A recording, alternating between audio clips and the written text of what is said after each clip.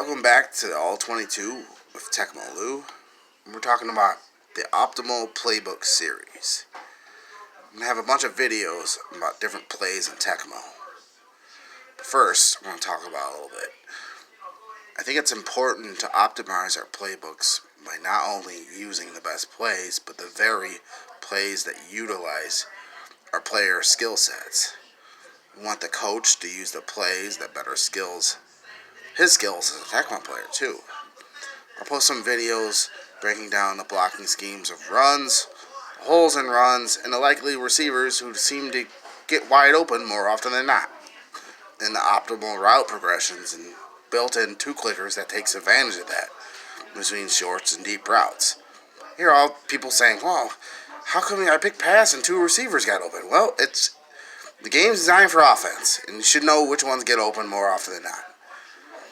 And one thing I see about Tecmo is people not giving the best running backs four good running plays. Bo Jackson, Barry Sanders, Thurman Thomas, Marion Butts. These guys should be getting 3 to 4 running plays, and they should touch the ball 20 to 25 times a game. Well, I don't know how much plays are in Tecmo. Maybe that should be like 15, but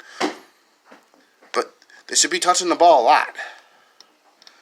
By running a 2 running back offense with those running backs, you're taking away the times he touches the ball, and not having your best running back at running back 1 takes away all those easy quick routes, all those easy checkdowns that you can all those gimme routes that you can they're long runs that you can just give to the running back out of the backfield. You can see my quick routes, and those are just add on to the count. You can that many times that player touches the ball.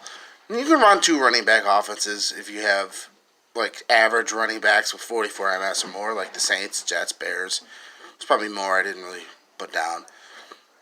In the passing game, we want our fastest receivers by MS to have at least 2 or 3 go routes. Let's throw them the ball deep. That's what they're there for. Maybe one timing JJ route or a check down. Those are always good too. I've talked about those earlier. And how much times have we seen someone not put Keith Jackson at wide receiver and leave him at tight end? That's a mistake.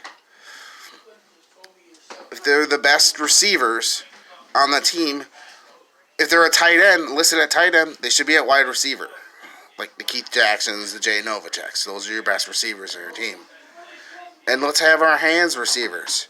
The guys with high RAC and low MS to have 2 to 3 short quick routes or check downs or possession routes. The Jim Jensens, the John L. Williams, the Kevin Max, have them run short routes.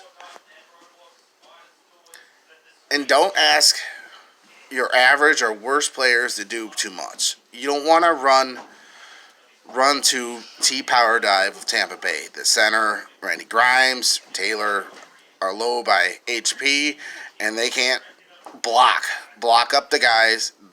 The nose tackle is going to overrun your center, and the right tackle isn't going to be able to block his man. So we don't want to run up the middle of Tampa Bay. You're asking too much for these guys to do. You need to run to the running plays that run to the sidelines and attack the edges. The final thing to remember, as a coach, you should run the best plays that utilize your skills. If you're a fast tapper, you should design running isolation run plays that design to isolate the other man player defender versus you, like runs like weak side open, RNS draw, and run 4 fullback power dive. Those all runs are isolation runs. You can use just to isolate the man player. If you're a juker, the 1 setback runs are really good for a player who can cut back and juke and set up blocks. Well, I'll have some more videos for you. That's it.